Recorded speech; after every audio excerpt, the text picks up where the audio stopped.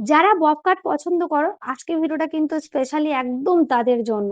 হ্যাঁ, অবশ্যই যারা আমার লাইফস্টাইলের মানে ছোট্ট, ছোট্ট পার্ট দেখতে পছন্দ করো, আমার গার্ডেন দেখতে ভালোবাসো, তাদের জন্যও কিন্তু অবশ্যই এই ভিডিওর মধ্যে ছোট্ট, ছোট্ট পার্টগুলো আছে।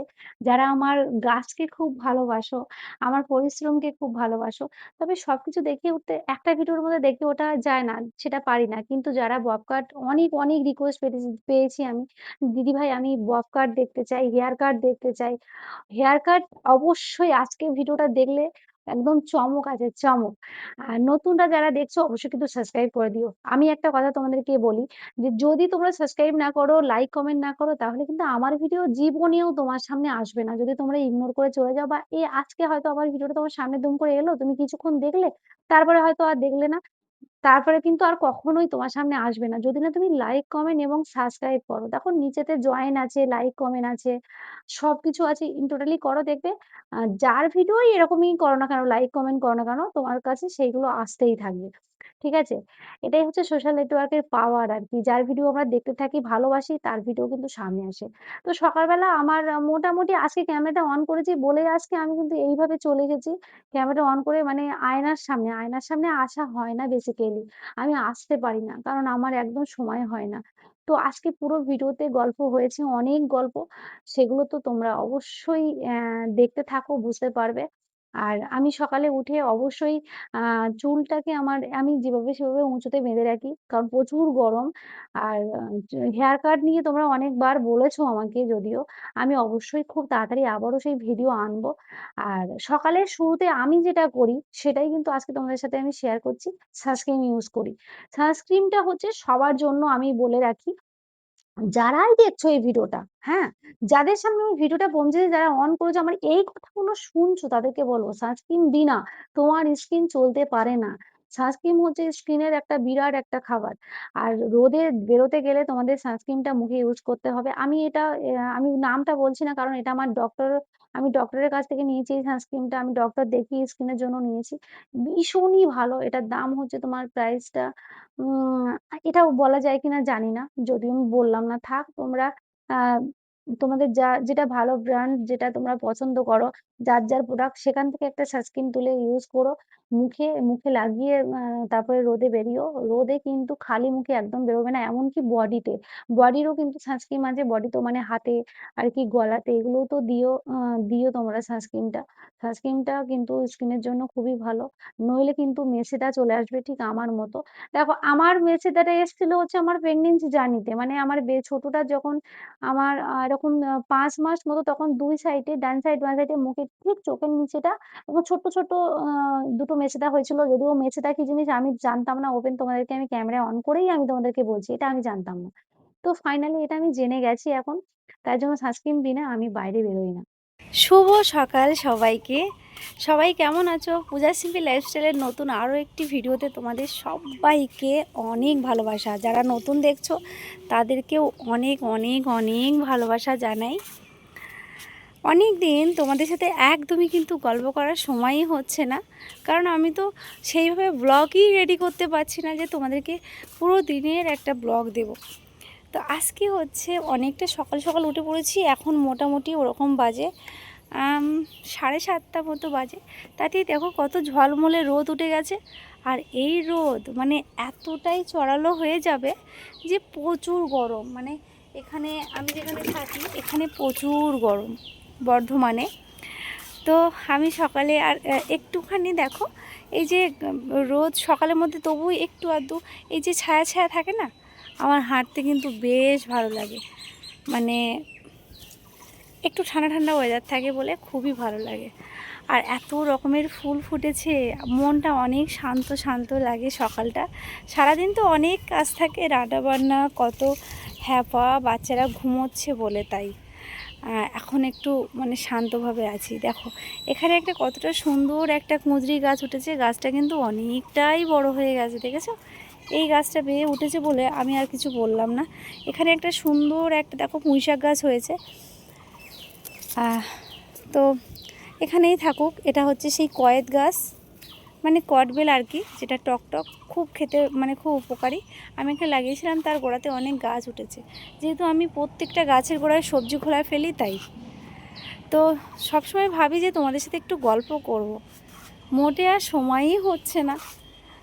আর এই সকালে একটু গাছগুলোতে জল দিচ্ছি, যদিও আমি রাত্রিবেলা দিয়েছিলাম, এখন দেওয়ার কোনো দরকারই ছিল না, কিন্তু তাতেও মানে এত রোদের এত চাপ, মানে রোদ, এত প্রখর রোদ, যে গাছগুলো আমার না সবসময় যেন শুকিয়ে যায়, মানে বিকেল আসলে একটু ঝিমিয়ে পড়ে। আর এইটাই হচ্ছে বড় মুশকিল, গাছগুলো ঝিমিয়ে পড়া মানে, তোমাদেরকে একটা জিনিস দেখাই, গাছগুলো ঝিমিয়ে পড়া মানে কি বলো তো, এই যে ফলগুলো হয়ে আছে, এই ফলগুলো না শুকিয়ে শুকিয়ে যায়, এরা তখন আর রসটা পায় না, অনেকটা ড্যামেজ হয়। হ্যাঁ, হয়তো বড় হয়, কিন্তু ফলগুলো অনেক ড্যামেজ হয়। আমি সকালবেলা জলটা দিয়ে গেলে ওরা রসটা খুব ভালোভাবে শোষণ করতে পারে। এখানে মাত্র কয়েকটা আম হয়েছে, এর আগের ভিডিওতে দেখিয়েছিলাম, কিন্তু বড়ও হয়ে গেছে আমগুলো, দেখেছো? আর আমি হচ্ছে সমস্ত ড্রাগন গাছের মাথাটা সব কেটে দিয়েছি, এই সময়তেই দিই।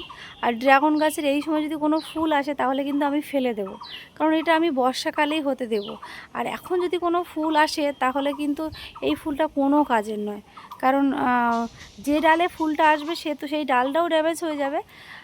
বর্ষাকালের জন্য যদি আমি রাখতে দিই তাহলে একটা ফুলও নষ্ট হবে না। আর এই রোদে যদি আমি ফুল রাখি না, রোদে পুরো নষ্ট হয়ে যাবে, ফল তো আসবেই না, বরঞ্চ সেই ডালে বর্ষাকালে ফল আসতে খুব মানে সমস্যা হবে।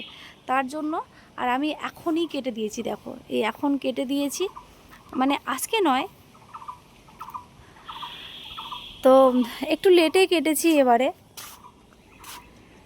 তো যাই হোক, কালকে এই দেখো কতটা সুন্দর হয়েছে, ভেন্ডি গাছগুলো কতটা সুন্দর হয়েছে।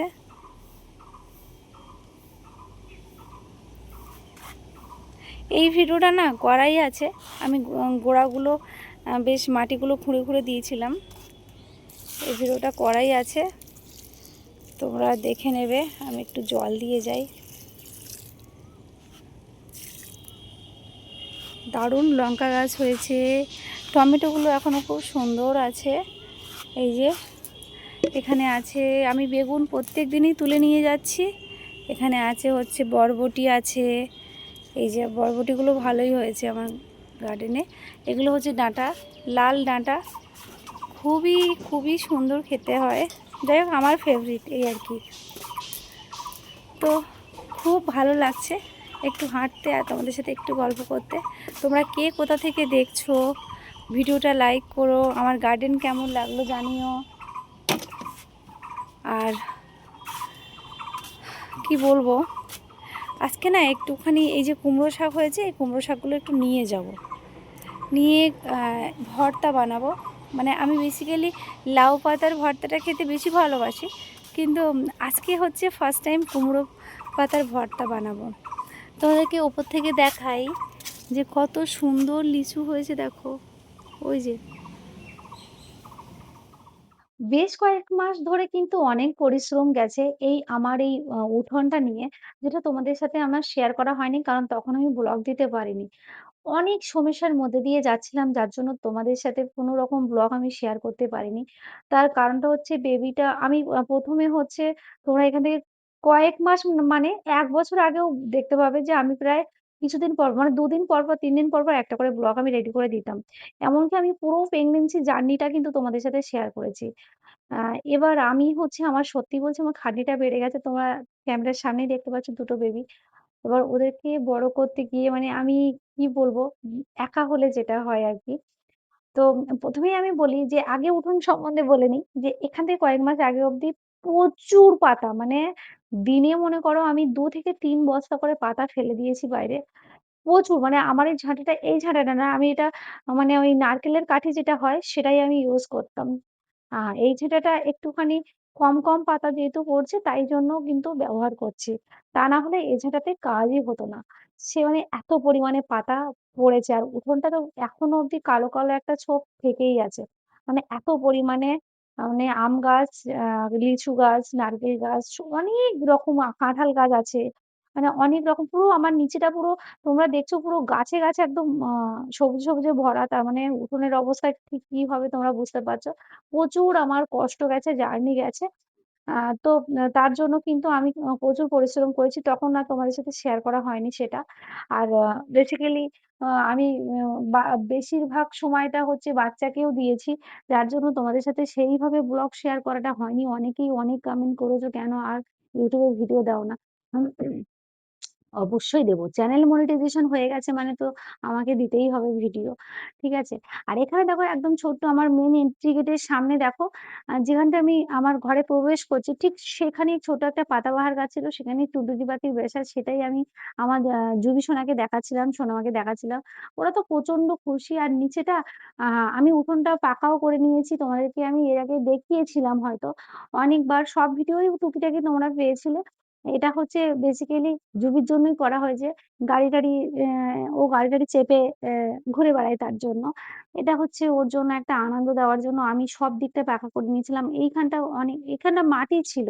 ঠিক আছে? তো মাটির জন্যও কিন্তু আমার অনেক রকম সমস্যা হচ্ছিল। আমি গাছের পাতা সেইভাবে মানে ঝাড় দিয়ে ফেলতেও পারছিলাম না। অনেক অসুবিধা হচ্ছিল। আশা করছি বুঝতে পারছো যে এখন কিন্তু খুব সুন্দর দেখাচ্ছে সব দিকটা। যাই হোক আর সারাদিনের কাজ আমি সবকিছু ক্যামেরাতে তুলে ধরতে পারি না। সেটা ইম্পসিবল। বাচ্চা খাওয়ানো, ধোয়ানো, ঘুম পাড়ানো, আরো তো ওর অনেক জেদ, অনেক বায়না আছে, সেগুলো থাকে। রান্না-বান্না বিভিন্ন আর এখন প্রচুর গরম পড়েছে। যার জন্য ক্যামেরাটা অন করে যে মানে আমি ইয়ে করবো আর সবসময় তো আমি ইনকমপ্লিট থাকি বেশি। মানে যে আমি ইয়ে করে থাকবো বেশ পরিপাটি করে। তোমরা আমার এই নাইটিতে দেখছো। কেউ রাগ করো না, একটু ইগনোর করে যেও। দেখো বাড়ির কাজ যখন আমি খুব মানে সেই কি মানে কি বলবো আর এত খাটাখাটনির মধ্যে দিয়ে যে সাজগোজ করে আমি ভিডিও করব, সেটা কিন্তু হয় না, হতে পারে না। আর বিশেষ করে ২ টো বেবি দেখছো একটা মায়ের ক্ষেত্রে সেটা হয় না। ঠিক আছে? তো আমি প্রচুর জিনিসপত্র কেচে নিলাম। এটা আমি কাচাকাচি করিনি। কাচাকাচিটা লাস্ট কয়েক বছর ধরে আমার ওয়াশিং মেশিনই করছে।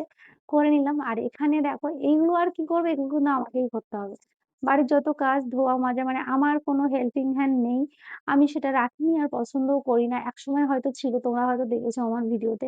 কিন্তু এখন নেই। আমার আর ভালো লাগে না। আমি কেন জানি না আমি সবসময় নিজের কাজ নিজে করতেই বেশি ভালোবাসি। আর মাছ কাটা দেখছো এখানে আজকে হচ্ছে হাটবার ছিল। এটা হচ্ছে আমি নিজেই খুব মাছ কাটতে ভালোবাসি। এবার হচ্ছে আসি তোমাদের পছন্দের একটা রিকোয়েস্টেড ভিডিও। তোমরা অনেকেই বলছো, "দিদি আমি বেবি হেয়ার কাট দেখতে চাই, বেবি বব কাট দেখতে চাই।" অনেকেই আমাকে বলেছো। এটা কিন্তু তোমরা আমার মানে কিছু যেগুলো হেয়ার ভিডিও দিয়েছি এখানে গিয়ে কমেন্ট গুলো দেখে এসো। অনেকেই আমাকে বলেছো যে, "দিদি আমরা বেবি হেয়ার কাট দেখতে চাই।"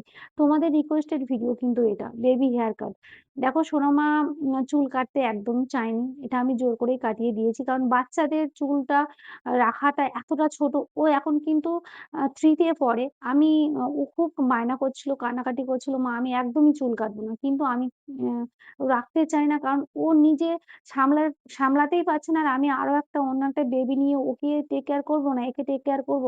দেখো দুজনকেই সমান, সমান যদি আমি দেখতে যাই, ধরো ওর এখন এই ৯ বছর বয়স হয়ে গেছে। মানে ৮ বছর প্লাস প্রায় ৯ বছরে পড়ে গেছে। এখন ও নিজে চান করতে পারে, নিজে খেতে পারে, সবকিছু করতে পারে। আ তো কিছু বেসিক কাজ ছোট তো করতে পারে না। যেমন মনে করো চান করে এসে চুলটা ভালো করে মুছতে পারে না। এবার আমি যে ছোটটাকে রেখে ধরো ওকে খাওয়াচ্ছি, ওর আবার অন্যরকম জেদ। ওকে রেখে যে একে একটু চুল-টুলগুলো মুছিয়ে দেব। এটাও তো হয় না। মানে আমাকে আসতেও দেয় না, এরকম আরকি। ধরো সোনামা সবকিছুই কিন্তু করতে পারে। খাওয়া-দাওয়া, নিজের কাজ নিজে বা স্কুলের জন্য রেডি হওয়া। ও আমার লক্ষ্মী মেয়ে। যার জন্য আমি ২য় সন্তানে কিন্তু আসতে পেরেছি, নিতে পেরেছি। ওর জন্য শুধুমাত্র। তোমরা অনেকেই সেটা জানো আমি বহুবার বলেছি বুড়াকে। ঠিক আছে? তো আ দেখো আমি কিন্তু পুরো ব্লগটা কিন্তু তোমাদের সাথে গল্প করছি। আজকে একটু মন খুলে কথা বলছি। এখনো সব কথা বলে হয়ে মানে বলা হচ্ছে না আরকি। আমি সবই বলবো তোমাদেরকে। নেক্সট ভিডিওতে আরো বলব। দেখো শোনো আমাকে কিন্তু খুব সুন্দর লাগছে। নিজেই পরিচর্যা তো করতে হবে, তাই না বলো? নিজেই সবকিছু করতে হবে। সেটাই তো ও করতে পারে না। যখন নিজে থেকে ক্যারি করতে পারবে চুলটা তখন আমি অবশ্যই রাখবো। ও অনেক রিকোয়েস্ট করছিল কিন্তু না বাচ্চাদের চুল রাখাটা একদম ইম্পসিবল। তারপরে প্রচন্ড গরম পড়েছে। তো চলো আজকে টাটা। নেক্সট ভিডিওতে গল্প আরো